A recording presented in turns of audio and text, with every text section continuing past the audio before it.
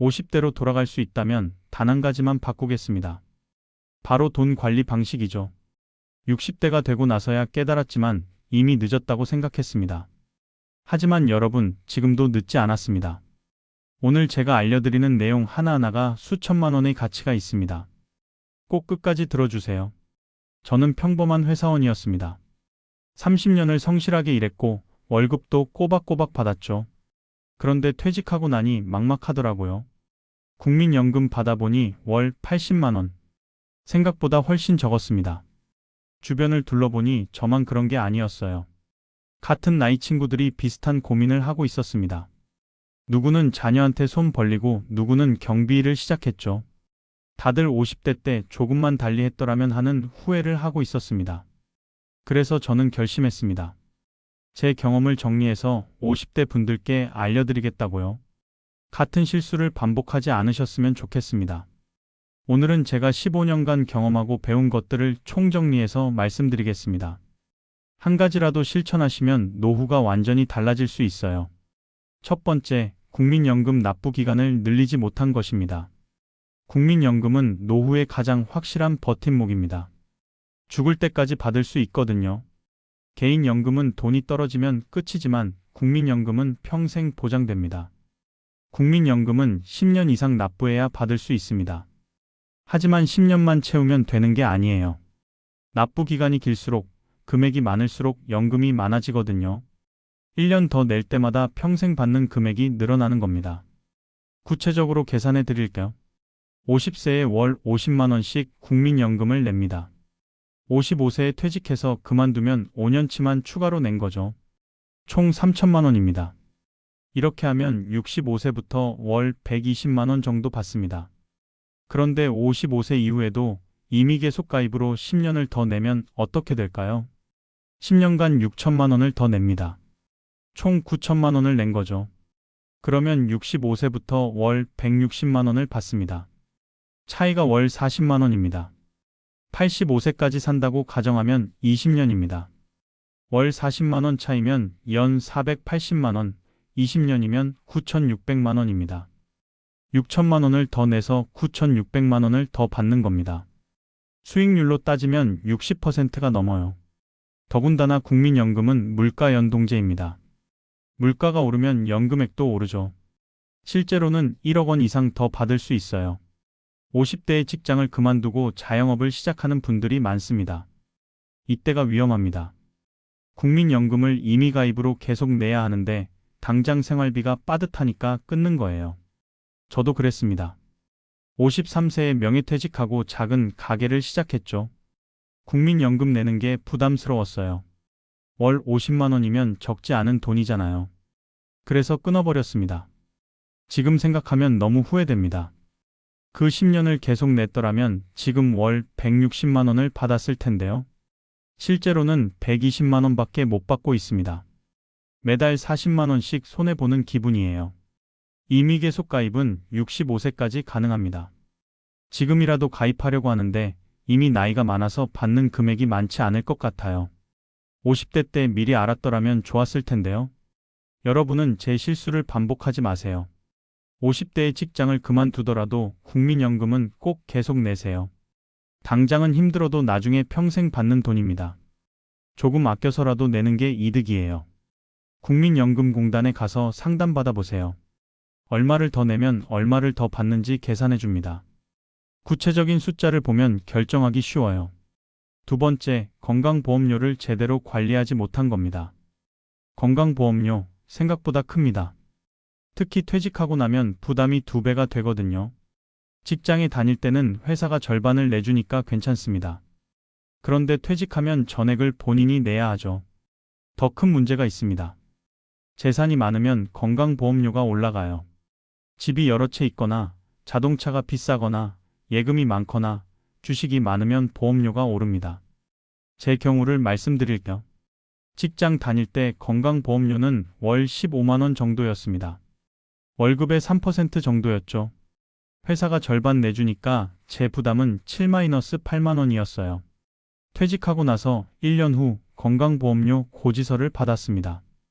월 42만 원이더라고요. 깜짝 놀랐죠. 왜 이렇게 많이 나왔나 싶어서 알아봤습니다. 저는 집이 두 채 있었어요. 본인 거주용 아파트 하나, 시골의 작은 주택 하나. 자동차도 2000cc가 넘는 차를 타고 있었고요. 예금도 5천만 원 정도 있었습니다. 이런 재산 때문에 보험료가 오른 거였습니다. 소득은 없는데 재산 보험료만 월 35만 원이 나온 거예요. 여기에 기본 보험료 7만 원 더해서 42만 원이 된 겁니다. 1년이면 504만 원입니다. 10년이면 5,040만 원이에요. 작은 돈이 아니죠. 이걸 50대 때 미리 알았더라면 대비할 수 있었을 텐데요. 어떻게 대비해야 할까요? 50대 후반부터 재산을 정리하세요. 필요 없는 집은 팔고 자동차도 배기량 작은 차로 바꾸고 예금은 부부가 나눠 가지세요. 부부가 재산을 나눠 가지면 보험료가 줄어듭니다. 각자 재산이 적으면 보험료 산정 기준이 낮아지거든요. 5천만 원을 혼자 가지면 보험료가 높지만 2,500만 원씩 나눠 가지면 각자 보험료가 낮아져요. 금융소득도 주의하세요.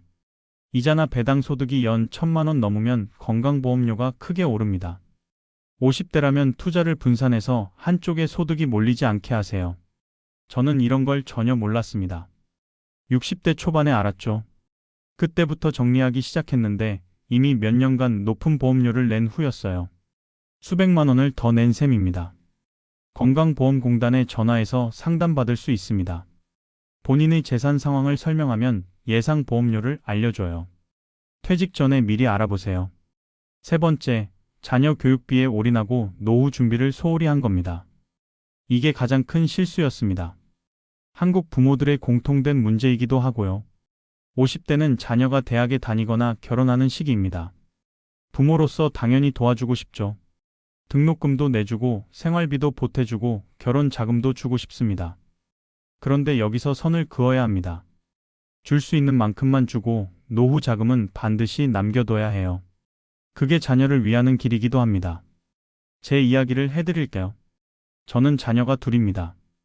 큰애가 50세 때 대학에 입학했고 둘째가 52세 때 입학했어요. 4년씩 등록금에 생활비까지 되니까 한 명당 1억 원 정도 들었습니다. 큰애가 졸업하고 결혼한다고 했어요. 54세였죠. 결혼 자금으로 5천만 원을 줬습니다. 집 마련 자금으로 1억 원을 더 보탰고요. 둘째도 비슷했습니다.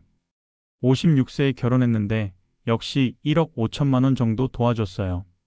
계산해보니 자녀 둘에게 총 5억 원 이상을 쓴 겁니다. 퇴직금이 1억 5천만 원이었는데 다 썼어요. 집도 팔아서 보탰습니다. 3억짜리 집을 팔아서 1억 5천만 원짜리 작은 아파트로 옮겼죠. 그리고 60세가 됐습니다. 남은 돈이 거의 없더라고요. 작은 아파트 하나, 예금 3천만 원. 이게 전부였습니다. 국민연금은 월 80만 원. 자녀들이 효도하느냐? 아닙니다. 각자 살기 바빠요. 명절에 얼굴 보는 게 전부죠. 용돈 주는 것도 부담스러워합니다. 손주 보고 싶어도 눈치 보게 됩니다.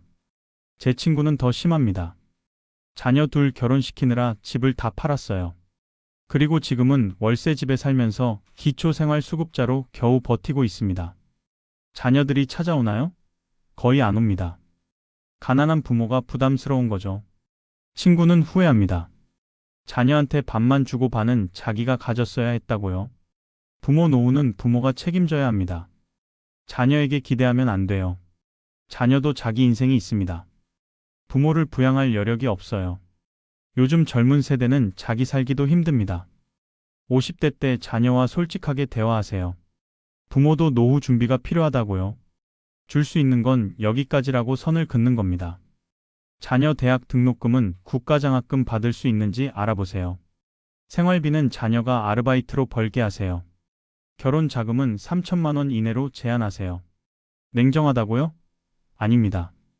이게 진짜 사랑입니다. 나중에 자녀한테 짐이 되지 않는 게 더 큰 사랑이에요. 제가 자녀한테 이렇게 말했어야 했습니다. 등록금은 대출받아서 내가 갚아라. 결혼 자금은 3천만 원만 줄게. 집은 너희가 마련해라.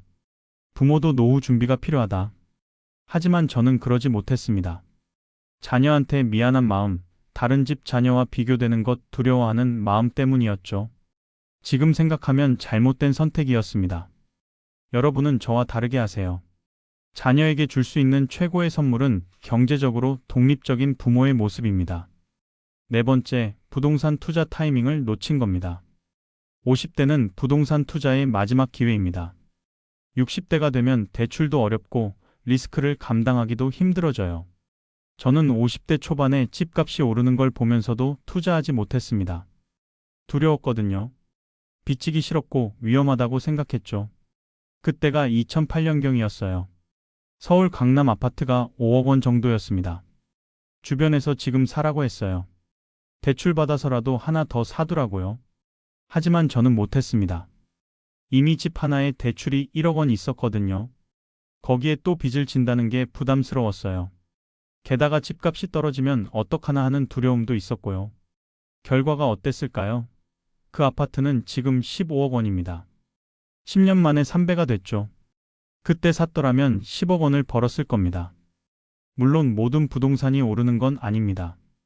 지역을 잘 선택해야 해요. 하지만 서울 주요 지역, 직주 근접 지역, 교통 좋은 곳은 장기적으로 오를 가능성이 높습니다. 50대라면 안정적인 지역의 작은 평수라도 하나 더 매입하는 걸 고려해 보세요. 전세 끼고 월세 받는 방식도 있습니다. 레버리지를 활용하는 거죠. 예를 들어 3억짜리 빌라가 있습니다. 전세 2억 끼고 1억만 내면 됩니다. 그리고 월세로 월 60만 원 받습니다. 이 돈으로 관리비 내고 세금 내면 손에 남는 건 월 30-40만 원 정도입니다. 10년 후 집값이 4억이 됐습니다. 1억 원 올랐죠. 그동안 월세로 받은 돈이 4천만 원 정도 되고요. 총 1억 4천만 원을 번 겁니다. 본인 돈 1억으로 1억 4천만 원을 번 거죠. 수익률 140%입니다. 은행 예금보다 훨씬 낮죠. 물론 공실 위험, 집값 하락 위험도 있습니다. 그래서 지역 선택이 중요한 거예요. 수요가 많은 지역, 교통 좋은 곳, 학군 좋은 곳을 선택하세요. 저는 이런 투자를 하지 못했습니다. 60대가 되고 나서 후회했지만 이미 늦었어요. 나이가 많아서 대출도 안 나오고 리스크 감당도 어렵습니다. 여러분은 50대에 한 번쯤 시도해 보세요. 전 재산을 거는 게 아니라 여유 자금으로 시작하는 겁니다. 작게라도 경험해 보는 게 중요해요. 부동산 투자 공부도 하세요. 책도 읽고 강의도 듣고 성공한 사람들 이야기도 들어보세요. 무작정 하는 건 위험하지만 공부하고 준비하면 성공 확률이 높아집니다. 잠깐 여기서 정말 중요한 얘기를 해야겠습니다. 5번째, 보험을 정리하지 못한 겁니다. 보험 젊었을 때 많이 들었죠? 저도 그랬어요. 생명보험, 건강보험, 암보험, 자녀보험, 저축보험. 이것저것 다 들었습니다. 50대가 되면 이 보험들을 점검해야 합니다. 필요 없는 건 정리하고 필요한 건 유지하고 새로 필요한 건 가입하는 거죠. 제 경우를 말씀드리겠습니다. 50세 때 보험을 확인해 봤어요. 생명보험 3개, 건강보험 2개, 암보험 3개, 자녀보험 2개, 저축보험 1개. 총 11개였습니다. 매달 보험료가 얼마였을까요? 85만 원이었어요. 연간 1020만 원입니다. 작지 않은 돈이죠. 그런데 이 보험들이 다 필요할까요? 아니었습니다. 자녀보험은 자녀가 성인이 됐으니 필요 없었어요. 저축보험은 금리가 너무 낮아서 해지하는 게 나았고요. 생명보험 3개도 보장 내용이 겹치는 게 많았습니다. 하나만 남기고 해지해도 됐어요. 암보험도 마찬가지였고요. 저는 60세가 되어서야 보험을 정리했습니다. 11개를 4개로 줄였어요. 생명보험 1개, 건강보험 1개, 암보험 1개, 실손보험 1개. 이렇게 4개만 남겼습니다. 매달 보험료가 얼마나 됐을까요? 28만 원으로 줄었습니다. 월 57만 원이 절약된 거죠. 연간 684만 원입니다. 50대부터 10년간 이렇게 했다면 6,840만 원을 아꼈을 겁니다.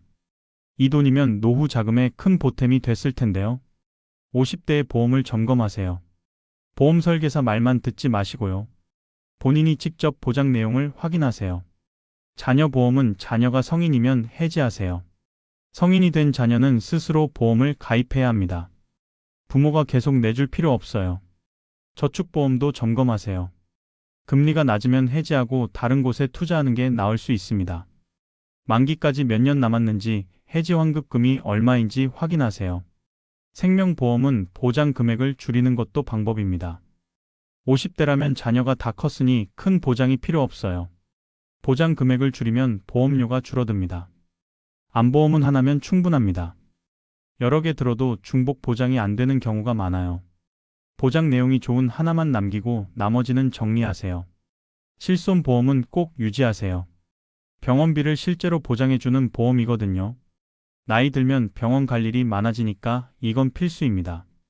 치아보험과 간병보험은 50대에 새로 가입하는 것도 고려해보세요. 나이 들면 치아 치료비가 많이 들고 간병도 필요할 수 있으니까요. 보험 정리할 때 주의할 점이 있습니다. 해지하기 전에 손해가 없는지 계산하세요. 저축보험은 중도 해지하면 손해보는 경우가 많아요. 보험 전문가와 상담하는 것도 좋습니다. 다만 보험 설계사가 아니라 독립적인 재무 설계사와 상담하세요. 보험 설계사는 자기 회사 보험을 권유하니까 객관적이지 않을 수 있어요. 6번째, 긴급 자금을 마련하지 못한 것입니다. 50대에는 예상치 못한 일이 정말 많이 생깁니다. 저도 경험했어요. 52세 때 갑자기 어머니가 쓰러지셨습니다. 병원비가 급하게 필요했죠. 수술비만 2천만 원이었어요. 입원비, 간병비 합쳐서 총 3,500만 원 정도 들었습니다. 저는 그때 목돈이 없었어요. 예금이 500만 원밖에 없었거든요. 어쩔 수 없이 대출을 받았습니다. 마이너스 통장으로 3천만 원을 빌렸죠. 금리가 연 8%였습니다. 3천만 원의 8%면 연 240만 원, 월 20만 원입니다. 이자만 20만 원씩 나갔어요. 원금은 갚지도 못하고 이자만 내는 상황이 3년이나 계속됐습니다.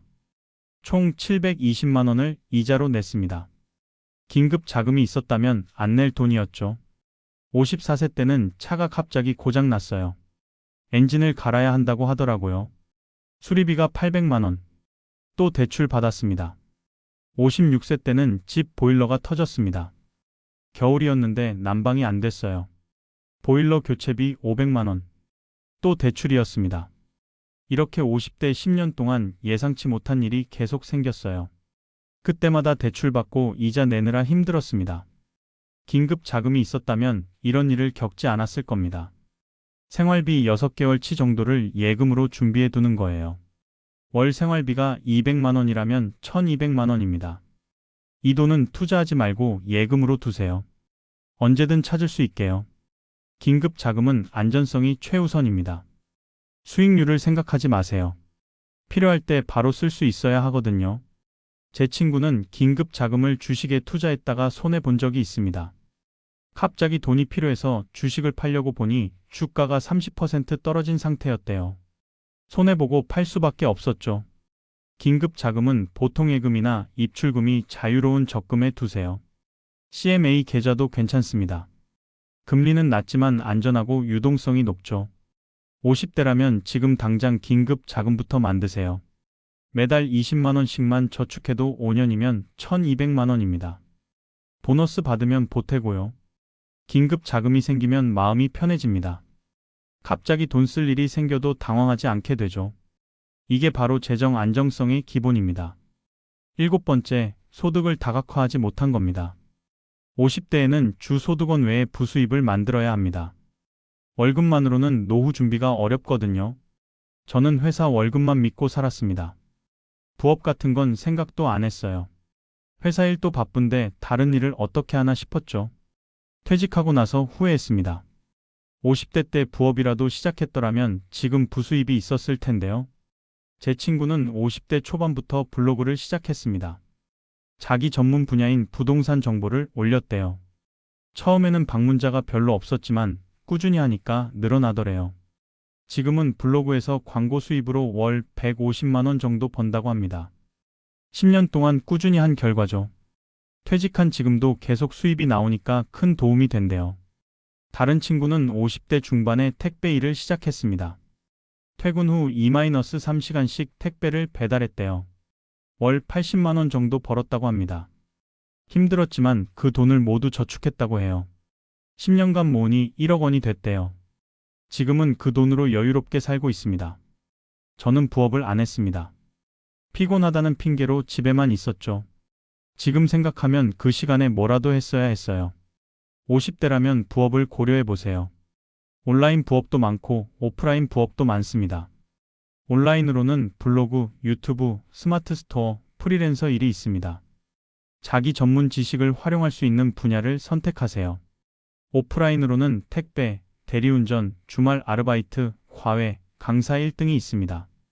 체력이 되고 시간이 된다면 시도해 보세요. 부업으로 번 돈은 전부 저축하세요. 생활비에 쓰지 마시고요. 노후 자금으로 모으는 겁니다. 월 50만 원이라도 10년 모으면 6천만 원입니다. 부업은 일찍 시작할수록 좋습니다.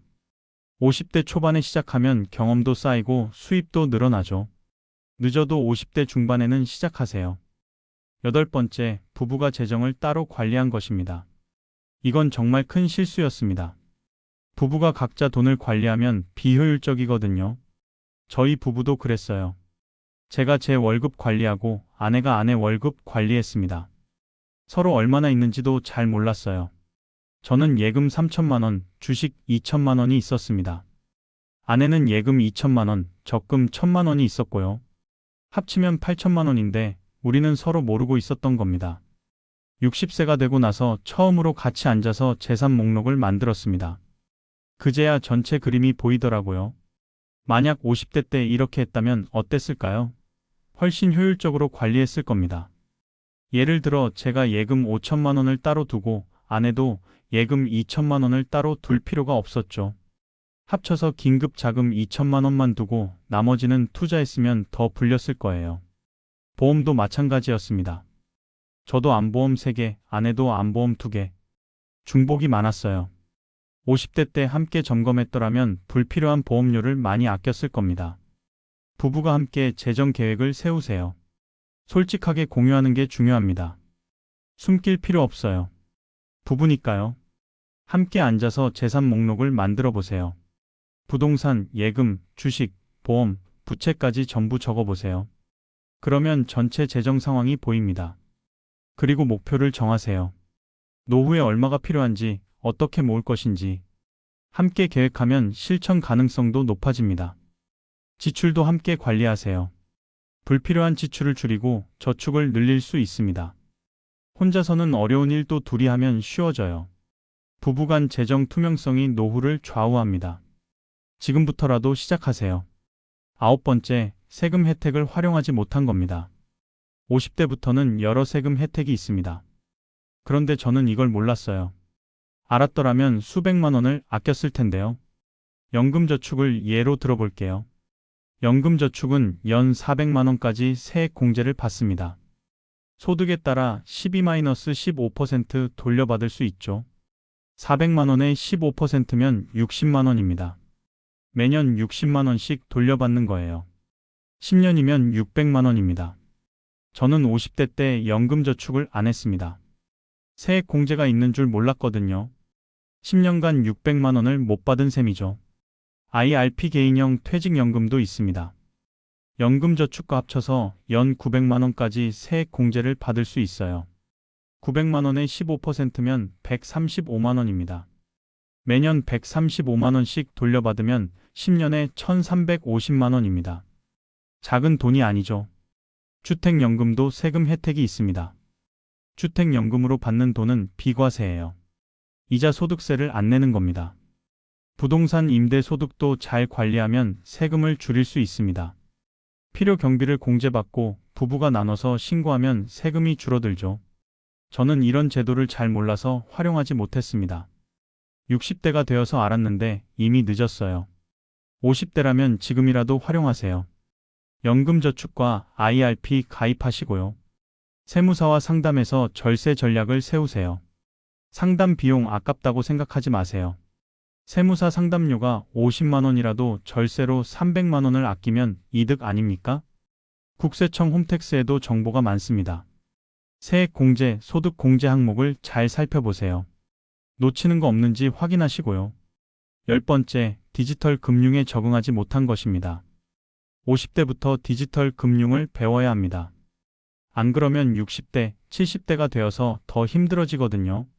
저는 60대가 되어서야 스마트폰 뱅킹을 배웠습니다. 자녀한테 배웠는데 처음에는 너무 어려웠어요. 비밀번호도 여러 개고 공인인증서도 뭔지 모르겠고요. 지금은 어느 정도 쓸 수 있습니다만 50대 때 미리 배웠더라면 지금쯤 훨씬 능숙했을 거예요. 요즘은 은행도 창구를 줄이고 있습니다. 키오스크로 하라고 하고 모바일로 하라고 하죠. 못하면 불편합니다. 창구에서 하면 수수료도 더 내야 하고요. 주식 투자도 마찬가지입니다.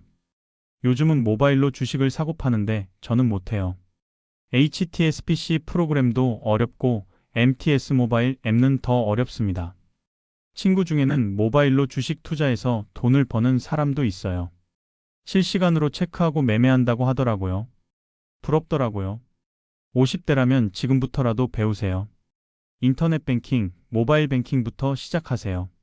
은행에 가면 가르쳐 줍니다. 주민센터나 복지관에서도 디지털 교육을 해요. 주식 앱도 하나 깔아서 천천히 배워보세요. 작은 금액으로 연습하는 겁니다. 10만 원으로 주식 하나 사보고 팔아보고 그러다 보면 익숙해집니다. 유튜브에도 강의가 많습니다. 50대를 위한 스마트폰 강의, 모바일 뱅킹 강의, 주식 앱 사용법 같은 거요. 무료니까 찾아보세요. 두려워하지 마세요. 천천히 하나씩 배우면 됩니다. 처음에는 어색해도 반복하면 익숙해져요. 디지털 금융을 못하면 나중에 더 힘듭니다. 지금 배워두는 게 미래를 위한 투자예요. 11번째, 상속과 증여 계획을 세우지 못한 겁니다. 50대부터는 상속 계획을 세워야 합니다. 갑자기 무슨 일이 생길지 모르니까요. 저는 이런 계획을 전혀 안 했습니다. 아직 젊다고 생각했거든요. 그런데 60대 초반에 친구 한 명이 갑자기 돌아가셨어요. 그 친구 집안이 난리가 났습니다. 유언장도 없고 재산 정리도 안 돼 있었대요. 자녀들끼리 재산 다툼이 일어났고 법정 싸움까지 갔다고 합니다. 그걸 보고 깨달았습니다. 50대 때 미리 준비했어야 한다고요. 증여는 일찍 시작할수록 유리합니다. 10년마다 5천만 원까지 증여세 없이 자녀에게 줄 수 있거든요. 50세의 자녀한테 5천만 원 증여하고 60세에 또 5천만 원. 증여하면 총 1억 원을 세금 없이 줄 수 있습니다. 자녀가 둘이면 2억 원이죠. 상속하면 세금이 많이 나옵니다. 10억 원을 상속하면 세금이 1억 원 넘게 나와요. 하지만 미리 증여하면 세금을 크게 줄일 수 있습니다. 저는 이걸 몰라서 한꺼번에 상속하려다가 세금 폭탄을 맞을 뻔했습니다. 나중에 세무사와 상담해서 계획적으로 증여하기 시작했는데 50대 때 했더라면 더 좋았을 거예요. 유언장도 작성하세요. 법적 효력이 있는 유언장을 만들어두면 나중에 분쟁을 막을 수 있습니다.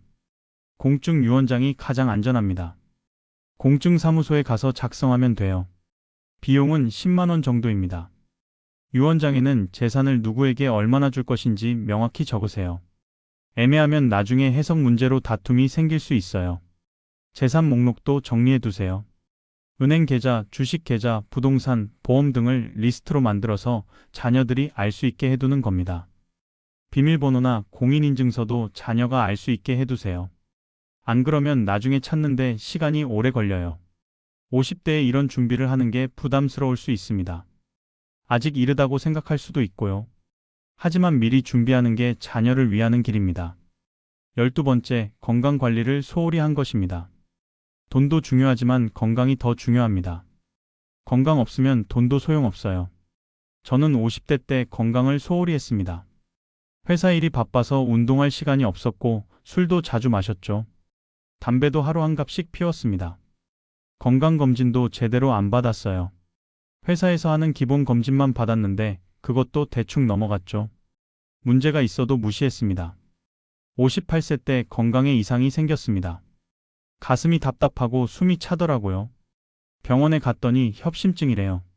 혈관이 좁아져서 생긴 거라고 합니다. 스텐트 시술을 받았습니다. 비용이 500만 원 들었어요. 그 후로도 약을 계속 먹어야 하고 정기적으로 검사를 받아야 합니다. 만약 50대 초반에 건강관리를 했더라면 이런 일을 겪지 않았을 거예요. 운동하고 담배 끊고 술 줄이고 정기 검진 받았더라면요. 제 친구는 더 심합니다. 50대 후반에 당뇨가 왔어요. 관리를 안 했더니 합병증이 생겼고 지금은 신장투석을 받고 있습니다. 일주일에 3번 병원에 가야 하고 투석 비용만 월 100만 원이 넘는데요. 저축해둔 돈이 병원비로 다 나간다고 합니다. 건강은 돈으로 살 수 없습니다. 50대 때부터 관리하세요. 첫째, 담배 끊으세요. 담배는 백해무익합니다. 폐암, 심장병, 뇌졸중 위험을 높여요. 금연하면 건강이 빠르게 회복됩니다. 둘째, 술 줄이세요. 매일 마시지 말고 일주일에 2-3회로 제한하세요. 한 번 마실 때도 소주 반 병 이내로 하시고요. 셋째, 운동하세요. 하루 30분씩 걷기만 해도 건강이 좋아집니다. 등산, 수영, 자전거 타기도 좋고요. 꾸준히 하는 게 중요합니다. 넷째, 건강검진 받으세요. 2년에 한 번은 종합검진을 받으세요. 위내시경, 대장내시경, CT 검사. 돈 아깝다고 생각하지 마세요. 조기 발견이 최고의 치료입니다. 다섯째, 스트레스 관리하세요. 명상, 요가, 취미 활동. 스트레스 풀 방법을 찾으세요. 스트레스는 만병의 근원입니다. 건강 관리가 최고의 노후 준비입니다. 돈 많아도 아프면 소용없어요. 건강하게 오래 사는 게 진짜 부자죠. 13번째, 사회활동을 하지 않은 겁니다. 50대부터 은퇴 후 할 일을 준비해야 합니다. 취미, 봉사, 모임. 이런 게 있어야 노후가 외롭지 않거든요. 저는 이런 준비를 전혀 안 했습니다. 회사 일만 하다가 퇴직했죠. 그리고 갈 곳이 없더라고요.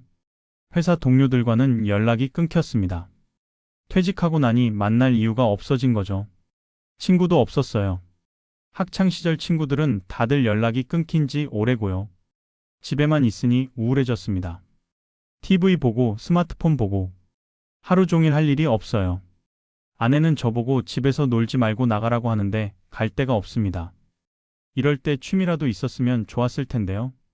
등산, 사진, 음악, 뭐라도요. 제 친구는 50대 때 등산을 시작했습니다. 등산 동호회에 가입해서 매주 주말에 산에 갔대요. 거기서 좋은 사람들을 많이 만났다고 합니다. 지금은 퇴직했지만 등산 모임이 있어서 외롭지 않대요. 일주일에 2-3번 산에 가고 가끔 여행도 간다고 합니다. 다른 친구는 50대 중반에 사진을 배웠습니다. 사진 동호회 활동을 하면서 전시회도 하고 공모전에도 나간대요. 삶의 보람을 느낀다고 합니다. 저는 그런 게 없었어요. 지금은 시작하기도 어렵습니다. 나이가 들어서 새로운 사람들과 어울리기가 쉽지 않거든요. 50대라면 지금부터라도 취미를 만드세요. 관심 있는 걸 하나 선택해서 시작하는 겁니다. 등산, 골프, 수영, 자전거, 사진, 그림, 음악, 춤, 요리. 뭐든 좋습니다.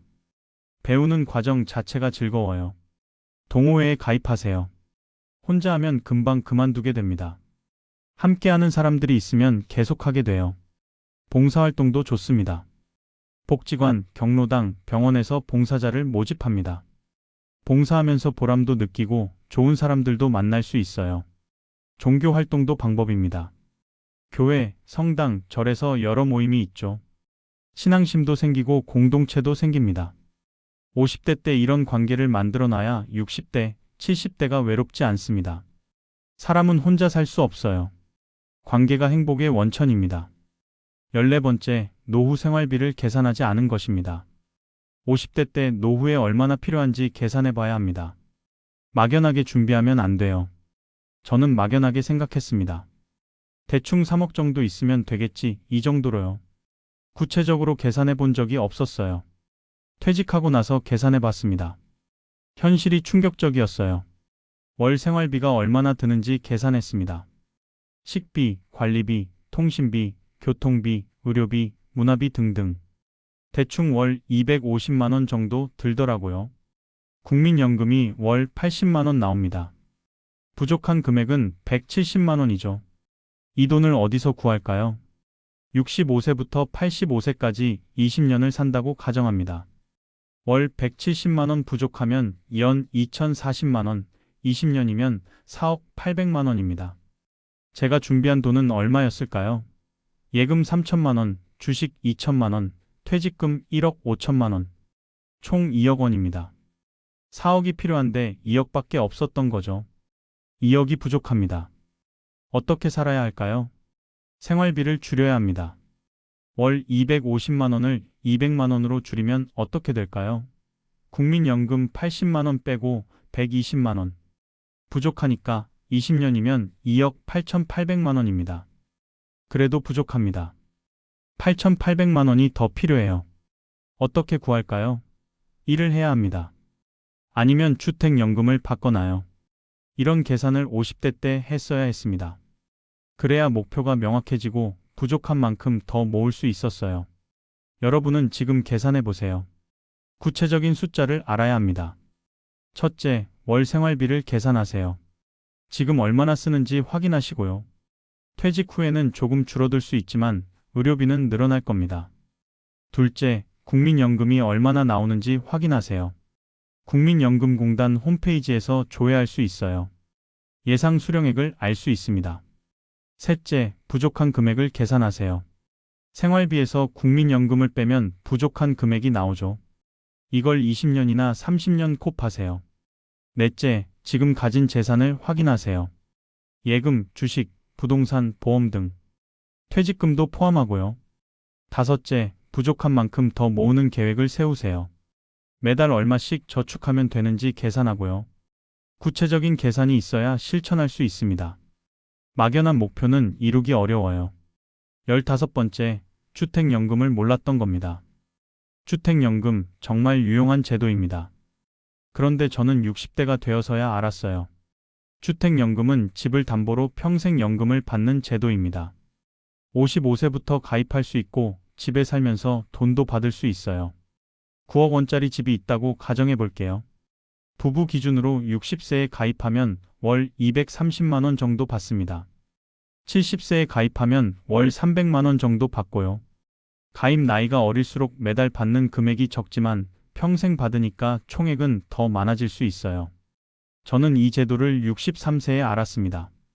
가입하려고 알아봤더니 월 200만 원 정도 받을 수 있대요. 55세에 가입했으면 월 180만 원이지만 더 오래 받았을 텐데요. 주택연금의 장점이 뭘까요? 첫째, 평생 받을 수 있습니다. 100세까지 살아도 계속 나와요. 둘째, 집에 살면서 받습니다. 집을 팔 필요가 없어요. 셋째, 부부 중 한 명이 돌아가셔도 계속 나옵니다. 배우자가 계속 받을 수 있어요. 넷째, 받은 돈이 집값보다 많아져도 상관없습니다. 집값이 5억인데 총 7억을 받았다고 해서 문제될 게 없어요. 다섯째, 상속 부담이 없습니다. 자녀한테 빚을 물려주는 게 아니에요. 집을 정리하고 남은 게 있으면 상속되고 모자라도 자녀가 갚을 필요 없어요. 단점도 있습니다. 첫째, 자녀한테 집을 물려줄 수 없습니다. 주택연금으로 다 받아버리니까요. 둘째, 집값이 오르면 손해일 수 있습니다. 집을 팔았으면 10억을 받았을 텐데 주택연금으로 총 7억만 받으면 손해죠. 하지만 노후 자금이 부족하다면 주택연금이 좋은 선택입니다. 자녀한테 집을 물려주는 것보다 본인 노후가 우선이니까요. 50대라면 주택연금을 고려해 보세요. 한국주택금융공사에 가면 상담받을 수 있어요. 본인 집으로 얼마나 받을 수 있는지 계산해 줍니다. 집이 있는데 현금이 부족하다면 주택연금이 해답일 수 있습니다. 자, 그렇다면 지금부터 무엇을 해야 할까요? 50대는 이미 지나간 분들도 계실 겁니다. 하지만 60대, 70대는 아직 남아 있어요. 지금부터라도 제대로 준비하면 달라질 수 있습니다. 첫째, 국민연금을 확인하세요. 예상 수령액이 얼마인지 알아보시고요. 부족하다면 임의 계속 가입으로 추가 납부를 고려하세요. 65세까지는 낼 수 있습니다. 1년 더 낼 때마다 평생 받는 금액이 늘어나는 거 잊지 마세요. 둘째, 건강보험료를 점검하세요. 퇴직 후 보험료가 얼마나 나올지 미리 알아보세요. 재산을 정리해서 보험료를 줄일 방법을 찾으시고요. 셋째, 자녀 교육비와 노후 자금의 균형을 맞추세요. 자녀한테 다 주지 마시고요. 반은 자녀, 반은 본인 노후로 정하세요. 자녀와 솔직하게 대화하는 게 중요합니다. 넷째, 부동산 투자를 고려해 보세요. 안정적인 지역의 작은 평수라도 하나 더 매입할 수 있는지 알아보세요. 50대가 마지막 기회일 수 있어요. 다섯째, 보험을 정리하세요. 불필요한 보험은 해지하고 필요한 보험만 남기세요. 매달 10만 원이라도 아끼면 10년에 1200만 원입니다. 여섯째, 긴급 자금을 만드세요. 생활비 6개월치 정도를 예금으로 준비하세요. 예상치 못한 일에 대비하는 겁니다. 일곱째, 부업을 시작하세요. 온라인이든 오프라인이든 월 50만 원이라도 부수입을 만드세요. 10년 모으면 6천만 원입니다. 여덟째, 부부가 함께 재정 계획을 세우세요. 솔직하게 공유하고 함께 준비하세요. 재산 목록을 만들고 목표를 정하고 실천하세요. 아홉째, 세금 혜택을 활용하세요. 연금저축, IRP 가입하시고요. 세무사와 상담해서 절세 전략을 세우세요. 매년 100만 원씩 아껴도 10년이면 1000만 원입니다. 열째, 디지털 금융을 배우세요. 모바일 뱅킹, 인터넷 뱅킹, 주식 앱, 천천히 하나씩 배우시면 됩니다. 은행이나 주민센터에서 교육받을 수 있어요. 11번째, 상속과 증여 계획을 세우세요. 계획적으로 증여하면 세금을 크게 줄일 수 있어요. 유언장도 작성하시고 재산 목록도 정리하세요. 12번째, 건강을 챙기세요. 담배 끊고 술 줄이고 운동하세요. 건강검진도 꾸준히 받으시고요. 건강이 최고의 재산입니다. 13번째, 취미생활을 시작하세요. 등산, 사진, 음악, 뭐든 좋습니다. 동호회에 가입해서 좋은 사람들 만나세요. 봉사활동도 좋고요. 14번째, 노후 생활비를 계산하세요. 구체적인 숫자를 알아야 목표를 세울 수 있어요. 얼마가 필요하고 얼마가 부족하고 어떻게 채울 것인지 계획하세요. 15번째, 주택연금을 알아보세요. 집이 있는데 현금이 부족하다면 좋은 선택일 수 있어요.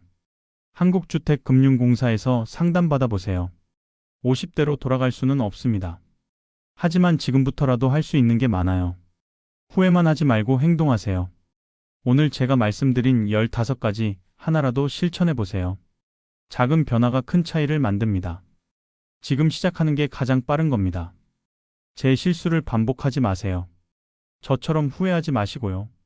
지금 알았으니 지금 바꾸면 됩니다. 1년 후 당신의 재정 상황이 달라져 있을 겁니다. 5년 후 노후 준비가 탄탄해져 있을 거예요.